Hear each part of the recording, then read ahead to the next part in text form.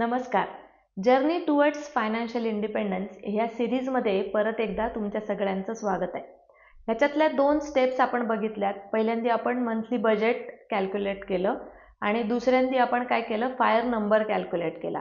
ह्याच्यामुळे काय झालं की तुम्हाला महिन्याचे तुमचे पैसे खर्च कुठे होत आहेत, कसे होत आहेत, इन्कम किती येतोय आपल्याला आणि खर्च कुठे होत आहे हे कळालं. दुसरी गोष्ट म्हणजे फायनान्शियल इंडिपेंडन्स होण्यासाठी तुम्हाला किती रक्कम हवी हे तुम्ही बघितलं. आता तिसरं जी स्टेप आहे याच्यामधली ती आहे, तुम्हाला काय करायचं आहे की तुम्ही आत्तापर्यंतचे तुमचे चालू असलेले जे काही लोन आहेत ते सगळे तुम्हाला एका कागदावर लिहून काढायचे आहेत. त्या लोनचे इंटरेस्ट तुम्ही किती पे करतायत हे तुम्हाला बघायचं आहे.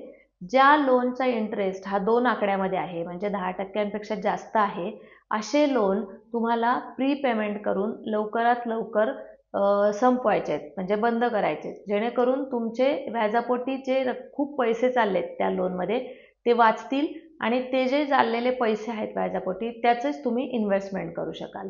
सो पहिल्यांदी कागदावरती लोन कोणते कोणते आहेत ते लिहून काढा आणि 2 आकड्यामधले लोनचे इंटरेस्ट जे आहेत ते प्री पेमेंट करून बंद करायचं बघा. आता काही लोक म्हणतील की मॅडम आमचं होम लोन चालू आहे तर ते 20-20 वर्षांचं आहे, त्यासाठी आम्ही काय करू.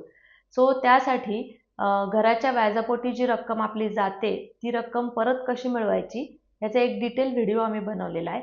तो व्हिडिओ तुम्ही बघा आणि त्यानुसार जर तुम्ही होम लोनच्या सुद्धा व्यवस्थित मॅनेजमेंट केलं तर ती सुद्धा रक्कम तुम्हाला परत मिळू शकते. सो ही आपली तिसरी पायरी आहे टुवर्ड्स फायनान्शियल इंडिपेंडन्स. भेटूयात पुढच्या व्हिडिओमध्ये. थँक्यू.